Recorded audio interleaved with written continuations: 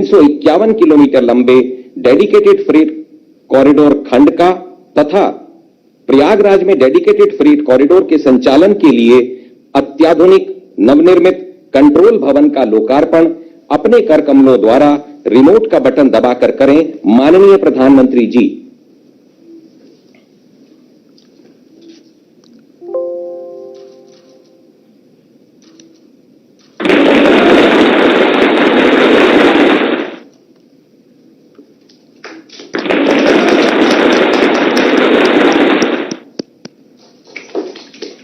धन्यवाद माननीय प्रधानमंत्री जी। माननीय प्रधानमंत्री जी से पुनः सादर अनुरोध कि भारतवर्ष की प्रथम 1.5 किलोमीटर लंबी लॉन्ग हॉल मालगाड़ियों का न्यू भावपुर एवं न्यू खुर्जा स्टेशनों से हरी झंडी दिखाकर शुभारंभ करें। माननीय प्रधानमंत्री जी।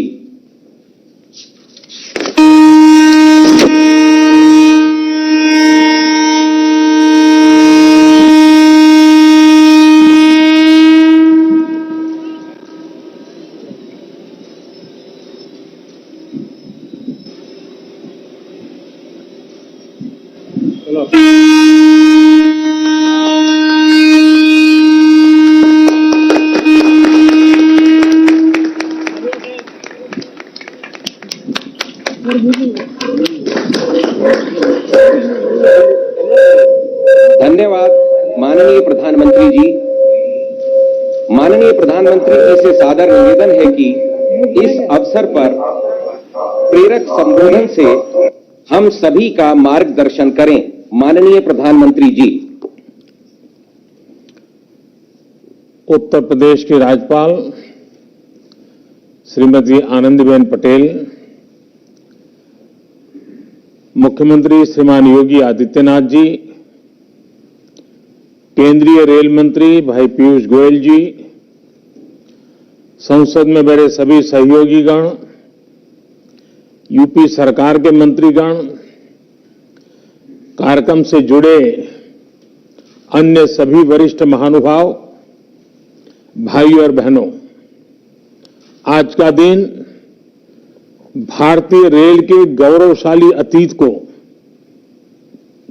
21वीं सदी की नई पहचान देने वाला है। भारत और भारतीय रेल का सामर्थ्य बढ़ाने वाला है।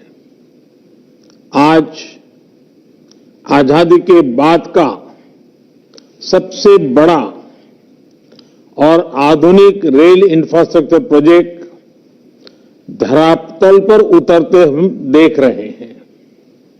साथियों, आज जब Khurja Bhaupur freight corridor route पर जब पहली मालगाड़ी दौड़ी तो उसमें नए भारत की, आत्मनिर्भर भारत की गूंज और गर्जना स्पष्ट सुनाई दी। प्रयागराज में ऑपरेशन कंट्रोल सेंटर भी नए भारत के नए सामर्थ्य का प्रतीक है। ये दुनिया के बेहतरीन और आधुनिक कंट्रोल सेंटर में से एक है और ये सुनकर किसी को भी गर्व होगा कि इसमें मैनेजमेंट और डेटा से जुड़ी जो टेक्नोलॉजी है वो भारत में ही तैयार की गई है, भारतीयों ने ही उसको तैयार किया है। भाई और बहनों, इंफ्रास्ट्रक्चर किसी भी राष्ट्र के सामर्थ्य का सबसे बड़ा स्रोत होता है। इंफ्रास्ट्रक्चर में भी कनेक्टिविटी राष्ट्र की नसें होती है, नाड़ियां होती है। जितनी बेहतर ये नसें होती हैं, उतना ही स्वास्थ्य और सामर्थ्यवान कोई राष्ट्र होता है। आज जब भारत दुनिया की बड़ी आर्थिक ताकत बनने के रास्ते पर की तरफ तेजी से आगे बढ़ रहा है, तब बेहतरीन कनेक्टिविटी देश की प्राथमिकता है। इसी सोच के साथ बीते 6 सालों से भारत में आधुनिक कनेक्टिविटी के हर पहलू पर फोकस के साथ काम किया जा रहा है। हाईवे हो, रेलवे हो, एयरवे हो, वाटरवे हो या फिर हाईवे, आर्थिक रफ्तार के लिए जरूरी इन 5 पहियों को ताकत दी जा रही है, गति दी जा रही है। ईस्टर्न डेडिकेटेड फ्रेट कॉरिडोर, इसके एक बड़े सेक्शन का लोकार्पण भी इसी दिशा में बहुत बड़ा कदम है। साथियों, ये डेडिकेटेड फ्रेट कॉरिडोर, इनको अगर सामान्य बोलचाल की भाषा में कहें तो मालगाड़ियों के लिए बने विशेष ट्रैक हैं, विशेष व्यवस्थाएं हैं।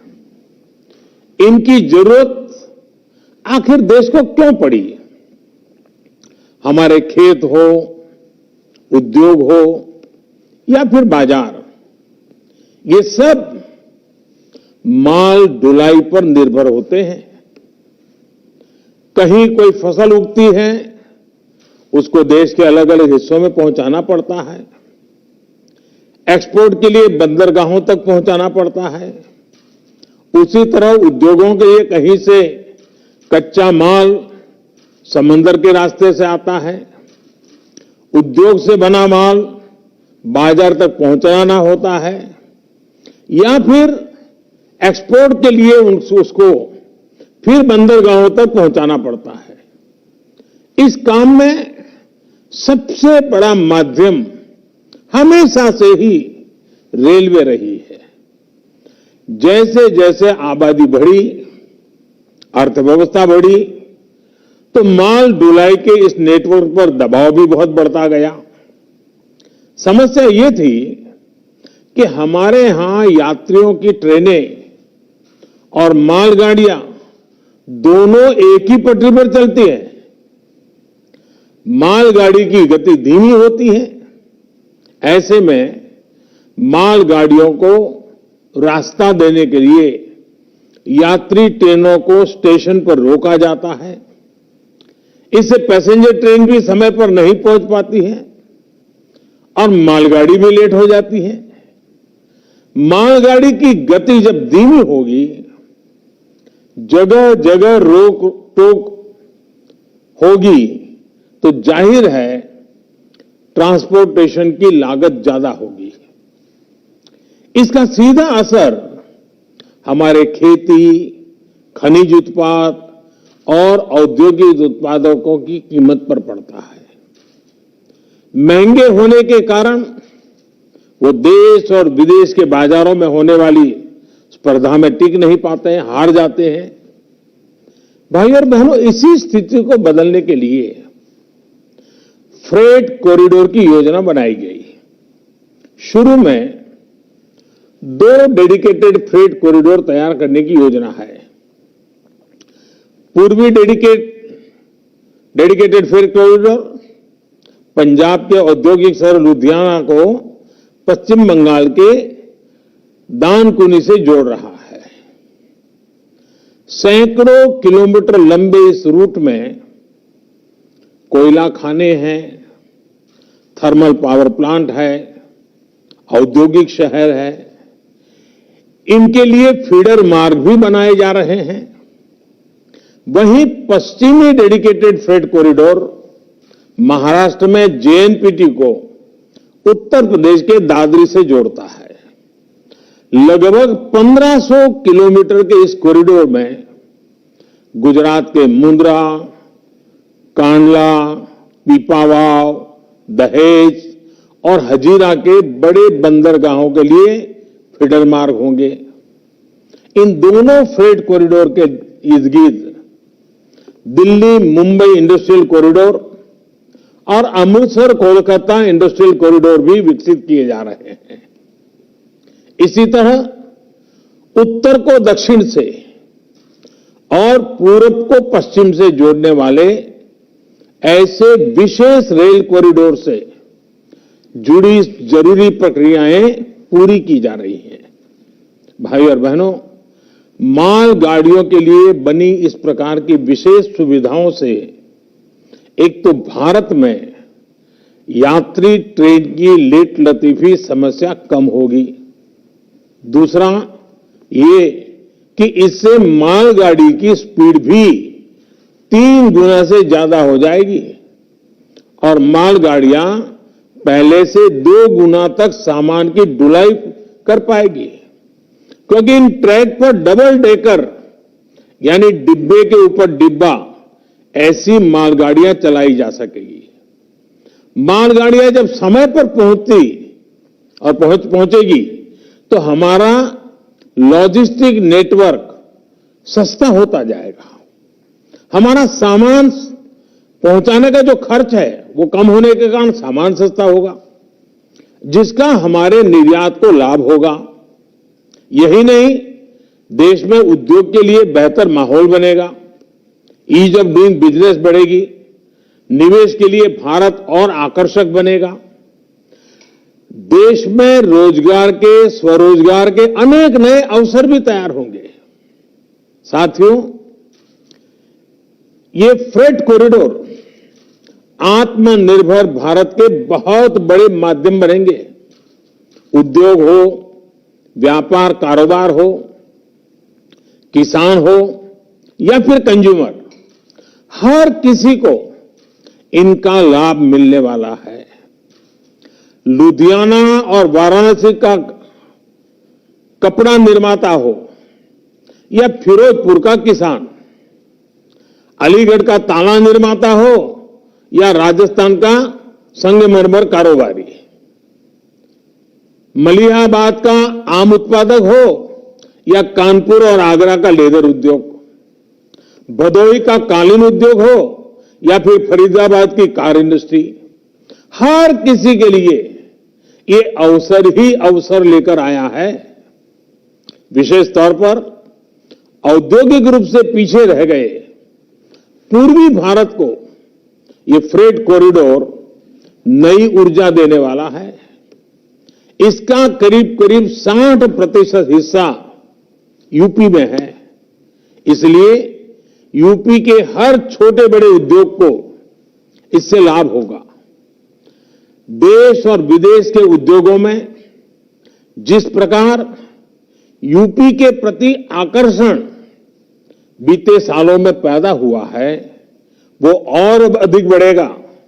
भाई और बहनों, इन डेडिकेटेड फ्रेट कॉरिडोर का लाभ किसान रेल को भी होने वाला है। कल ही देश में 100वीं किसान रेल की शुरुआत की गई है। किसान रेल से वैसे भी खेती से जुड़ी उपज को देश भर के बड़े बड़े बाजारों में सुरक्षित और कम कीमत पर पहुंचाना संभव हुआ है। अब नए फ्रेट कॉरिडोर में किसान रेल और भी तेजी से अपने गंतव्य पर पहुंचेगी। उत्तर प्रदेश में भी किसान रेल से अनेक स्टेशन जुड़ चुके हैं और इनमें लगातार बढ़ोतरी की जा रही है। उत्तर प्रदेश के रेलवे स्टेशनों के पास भंडारण और कोल्ड स्टोरेज की कैपेसिटी की बढ़ाई जा रही है। यूपी के 45 माल गोदामों को आधुनिक सुविधाओं से युक्त किया गया है। इसके अलावा राज्य में 8 नए गुड्स शेड भी बनाए गए हैं। वहीं उत्तर प्रदेश में वाराणसी और गाजीपुर में 2 बड़े पेरिशेबल कार्गो सेंटर पहले ही किसानों को सेवा दे रहे हैं। इनमें बहुत ही कम दरों पर किसान फल, सब्जियां जैसी जल्दी खराब होने वाली अपनी उपज स्टोर कर सकते हैं। साथियों, जब इस प्रकार के इंफ्रास्ट्रक्चर से देश को इतना फायदा हो रहा है, तो सवाल ये भी उठता है कि आखिर इसमें इतनी देरी क्यों हुई? ये प्रोजेक्ट 2014 से पहले जो सरकार थी, उसकी कार्य संस्कृति का जीता जागता प्रमाण है। साल 2006 में इस प्रोजेक्ट को मंजूरी दी गई थी। उसके बाद ये सिर्फ कागजों और फाइलों में ही बनता रहा। केंद्र को राज्यों के साथ जिस गंभीरता से बातचीत करनी चाहिए थी, जिस अर्जेंसी से संवाद होना चाहिए था, वो किया ही नहीं गया। नतीजा ये हुआ कि काम अटक गया, लटक गया, भटक गया। स्थिति ये थी कि साल 2014 तक 1 किलोमीटर ट्रैक भी नहीं बिछा गया, 1 किलोमीटर भी नहीं। जो इसके लिए पैसा भी स्वीकृत हुआ था, वो सही तरीके से खर्च नहीं हो पाया। साथियों, 2014 में सरकार बनने के बाद इस प्रोजेक्ट के लिए फिर से फाइलों को खंगाला गया। अधिकारियों को नए सिरे से आगे बढ़ने के लिए कहा गया, तो बजट करीब करीब 11 गुना यानी 45,000 करोड़ रुपए से अधिक बढ़ गया। प्रगति की बैठकों में मैंने खुद इसकी मॉनिटरिंग की, इससे जुड़े स्टेक होल्डर से संवाद किया, समीक्षा की। केंद्र सरकार ने राज्य सरकारों से भी संपर्क बढ़ाया, उन्हें प्रेरित प्रोत्साहित किया। हम नई टेक्नोलॉजी भी लाए।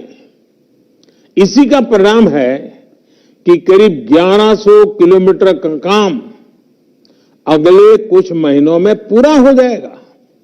सोचिए, 8 साल में 1 भी किलोमीटर नहीं और 6-7 साल में 1100 किलोमीटर। भाइयों और बहनों, इंफ्रास्ट्रक्चर पर राजनीतिक उदासीनता का नुकसान सिर्फ फ्रेट कॉरिडोर को ही नहीं उठाना पड़ा है, पूरे रेलवे से जुड़ा सिस्टम ही इसका बहुत बड़ा भुक्तभोगी रहा है। पहले फोकस ट्रेनों की संख्या बढ़ाने पर रहता था ताकि चुनाव में उसका लाभ मिल सके, लेकिन जिस पटरियों पर ट्रेन को चलाना था उन पर निवेश ही नहीं किया जाता था। रेल नेटवर्क के आधुनिकीकरण को लेकर वो गंभीरता ही नहीं थी। हमारी ट्रेनों की स्पीड बहुत कम थी और पूरा नेटवर्क जानलेवा मानव रहित फाटकों से भरा हुआ था। साथियों, हमने 2014 के बाद इस कार्यशैली को बदला, इस सोच को बदला। अलग से रेल बजट की व्यवस्था को खत्म करते हुए हमने ऐलान करके भूल जाने वाली राजनीति को बदला।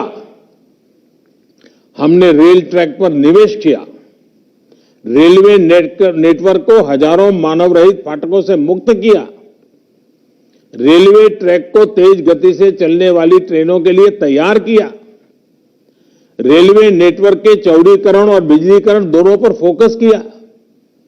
आज वंदे भारत एक्सप्रेस जैसी सेमी हाई स्पीड ट्रेन भी चल रही है और भारतीय रेल पहले से कहीं अधिक सुरक्षित भी हुई है।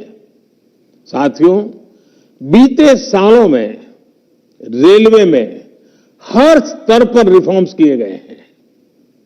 रेलवे में स्वच्छता हो, बेहतर खाना पीना हो या फिर दूसरी सुविधाएं, फर्क आज साफ नजर आता है। इसी तरह रेलवे से जुड़ी मैन्युफैक्चरिंग में भारत ने आत्मनिर्भरता की बहुत बड़ी छलांग लगाई है। भारत आधुनिक ट्रेनों का निर्माण अब अपने लिए भी कर रहा है और निर्यात भी कर रहा है। यूपी की ही बात करें तो वाराणसी स्थित लोकोमोटिव वर्क्स भारत में इलेक्ट्रिक इंजन बनाने वाला बड़ा सेंटर बन रहा है। रायबरेली की मॉडर्न कोच फैक्ट्री को भी बीते 6 सालों में डेंटिंग पेंटिंग की भूमिका से हम बाहर निकाल कर लाए हैं। यहां अब तक 5,000 से ज्यादा नए रेलवे कोच बन चुके हैं। यहां बनने वाले रेल कोच अब विदेशों को भी निर्यात किए जा रहे हैं। भाई और बहनों, हमारे अतीत के अनुभव बताते हैं कि देश के इंफ्रास्ट्रक्चर के विकास को राजनीति से दूर रखा जाना चाहिए। देश का इंफ्रास्ट्रक्चर किसी दल की विचारधारा का नहीं, देश के विकास का मार्ग होता है। ये 5 साल की पॉलिटिक्स का नहीं, बल्कि आने वाली अनेकों पीढ़ियों को लाभ देने वाला मिशन है। राजनीतिक दलों को अगर स्पर्धा करनी ही है तो इंफ्रास्ट्रक्चर की क्वालिटी में स्पर्धा हो, स्पीड में स्पर्धा हो, स्केल को लेकर के स्पर्धा हो। मैं यहां एक और मानसिकता का भी जिक्र करना जरूरी समझता हूं, जो अक्सर हम प्रदर्शनों और आंदोलनों के दौरान देखते हैं। ये मानसिकता देश के इंफ्रास्ट्रक्चर को, देश की संपत्ति को नुकसान पहुंचाने की है। हमें याद रखना चाहिए कि इंफ्रास्ट्रक्चर, ये संपत्ति किसी नेता की, किसी दल की, किसी सरकार की नहीं है। ये संपत्ति देश की है, ये संपत्ति आपकी है, देश के नागरिकों की है। हमारे हर गरीब का, हर करदाता का, मध्यम वर्ग का, समाज के हर वर्ग का इसके पीछे पसीना लगा हुआ है, उसका पैसा लगा हुआ है। गरीब ने अपने पेट काट करके पैसा दिया है, तब सब बनता है।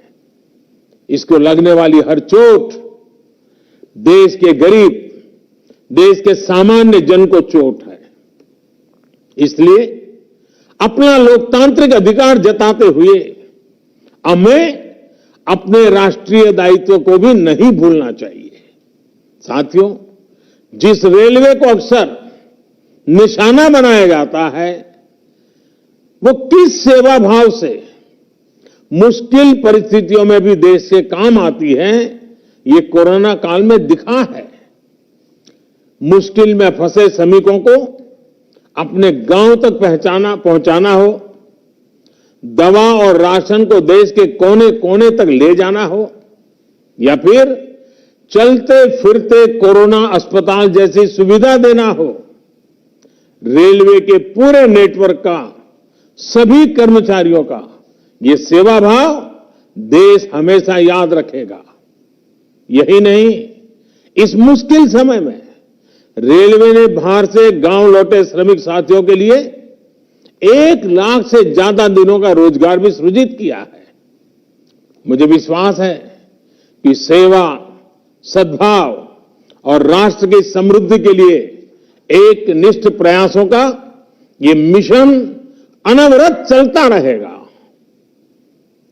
एक बार फिर यूपी सहित देश के तमाम राज्यों को फ्रेट कॉरिडोर की नई सुविधा के लिए अनेक अनेक शुभकामनाएं देता हूं और रेलवे के सभी साथियों को भी शुभकामनाएं देने के साथ साथ उनसे भी आग्रह करूंगा कि इस फ्रेट कॉरिडोर का आगे का काम भी हमें तेज गति से चलाना है। 2014 के बाद जो गति हम लाए थे, आने वाले दिनों में उससे भी ज्यादा गति लानी है। इसलिए मेरे रेलवे के सारे साथी जरूर देश की आशा अपेक्षा पूरी करेंगे। इस विश्वास के साथ आप सबको बहुत बहुत बधाई, बहुत बहुत धन्यवाद। सादर आभार माननीय प्रधानमंत्री जी। इस कार्यक्रम में हमारे साथ जुड़े सभी गणमान्य अतिथियों और महानुभावों के आमतौर पर बदहजमी होने से किसी भी चीज में मन नहीं लगता। खट्टी डकार, भारी पेट और एसिडिटी जैसी प्रॉब्लम्स भी साथ लाती है। बदहजमी की इन सारी परेशानियों से असरदार राहत देता है लुपिजाइम प्लस। इसका प्रो बॉडी फॉर्मूला आपके डाइजेस्टिव सिस्टम को नेचुरली बैलेंस करने में they have expertise and they produce a lot in that number. So idea is that via these Eastern Dedicated Freight Corridor,